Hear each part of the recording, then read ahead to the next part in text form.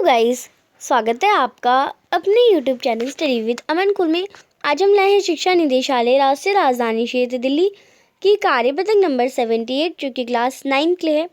विषय आपका विज्ञान है। डेट है जिसकी 28 जनवरी 2022। आप अपना नाम और अपनी कक्षा अध्यापक का नाम लिखेंगे। आज हम अपना चैप्टर है हम बीमार क्यों होते हैं उसे कंटिन्यू करेंगे, जिसमें हम निवारण के सिद्धांत पढ़ेंगे। यानी हम किसी भी आपको कोई भी बीमारी हो रही है उससे कैसे बच सकें, उसके सिद्धांत, उसके नियम पढ़ेंगे। तो सबसे पहले जो ज्ञान है वो कहता है हम रोगों से ग्रस्त होने से कैसे बच सकते हैं, यानी कोई भी बीमारी हमें ना हो, हम उसे कैसे बच सकते हैं। तो जिज्ञासा दीदी कहते हैं ज्ञान, हम जानते हैं कि रोग हमें अनेक प्रकार से, यानी रोग जो है हमें बहुत तरह से प्रभावित कर सकते हैं, इसलिए सही कहा गया है रोगों का निवारण उपचार से अच्छा है।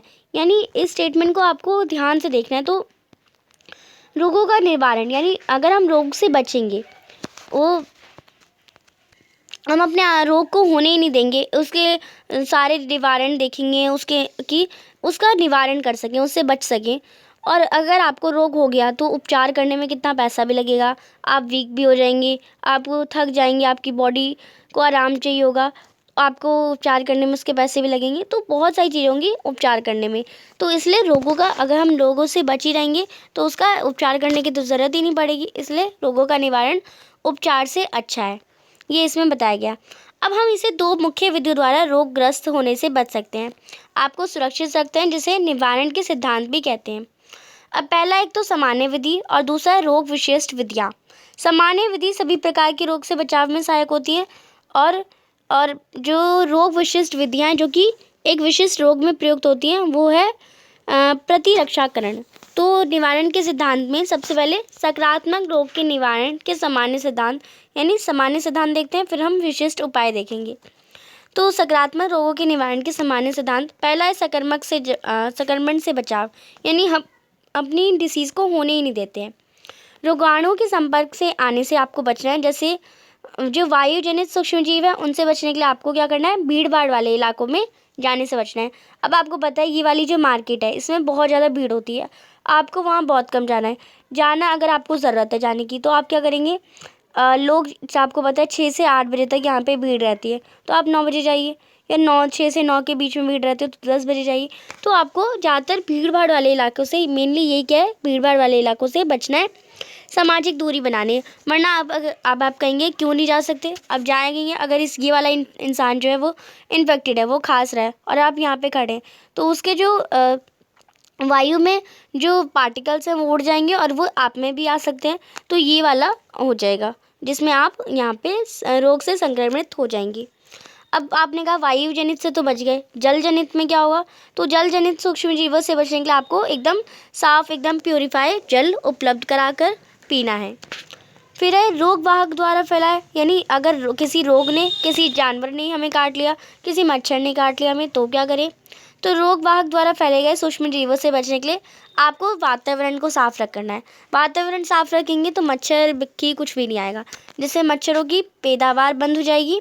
रेबीज जंतुओं से दूरी रखना है आपको, अतः आपको संक्रात्मक या संचारी रोगों से निवारण के लिए जन स्वच्छता आवश्यक है, यानी आपको खुद स्वच्छ रखना ज़रूरी है। अब विशिष्ट उपाय भी देख लेते हैं। अपने शरीर को प्रतिरक्षा तंत्र को शक्तिशाली बनाकर हम विशिष्ट उपाय बना सकते हैं, जस्ट लाइक टीकाकरण टाइप।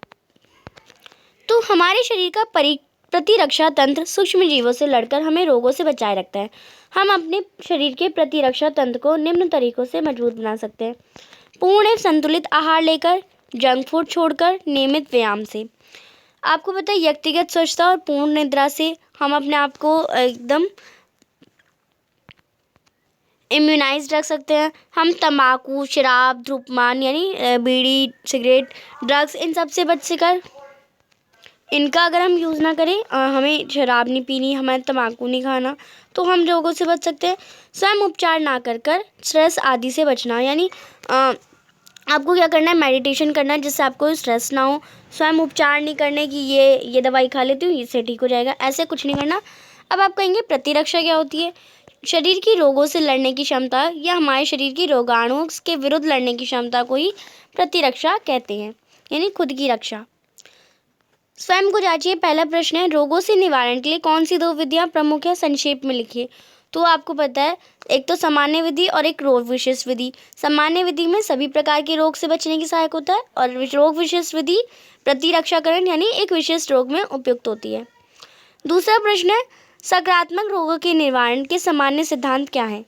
तो सकारात्मक रोग के सामान्य सिद्धांत अभी हमने पढ़े। एक तो संक्रमण से बचाव करके, सामाजिक दूरी बनाकर, स्वच्छ जल या ताज़ा भोजन का प्रयोग करके, आसपास सफाई रखनी चाहिए, शरीर के प्रतिरक्षा तंत्र को मजबूत बनाकर। तीसरा प्रश्न है, प्रतिरक्षा को परिभाषित कीजिए। तो शरीर की रोगों से या रोगाणुओं के विरुद्ध लड़ने की क्षमता प्रतिरक्षा कहलाती है। चौथा प्रश्न है, रोगों का निवारण उपचार से अच्छा है। तो मैंने अभी ये स्टेटमेंट ऊपर आपको बहुत अच्छे से समझाई थी, तो इसे हम एक बार इस कथन की पुष्टि कर लेते हैं। इसे हम एक एग्जाम्पल के साथ भी देखते हैं। अगर किसी व्यक्ति को रोगग्रस्त होने के बाद फिर से वो ठीक हो जाता है। आप देखिए किसी बच्चे को किसी को भी रोगग्रस्त यानी उसे रोग हो गया, बीमारी हो गई, अब वो ठीक तो हो ही जाएगा, पर कितना लंबा समय लगता है, शरीर भी कमज़ोर हो जाता है, धन की खपत भी होती है यानी पैसा भी लग जाता है, और वो साथ साथ जो सकारात्मक रोग है वो एक व्यक्ति से दूसरे व्यक्ति में फैल सकता है। तो इसलिए हमें कहा जाता है कि रोगों का निवारण यानी रोग से बचना उपचार से अच्छा है। हमने रोगों के निवारण कर लिए, ये आप अपनी डेली लाइफ में ज़रूर इन निवारण का उपयोग करिएगा। और चैनल को अभी तक सब्सक्राइब नहीं किया है तो जल्दी से चैनल को सब्सक्राइब ज़रूर करिए। वीडियो को ज़्यादा से ज़्यादा दोस्तों के साथ शेयर करें। Thanks for watching. Bye bye guys.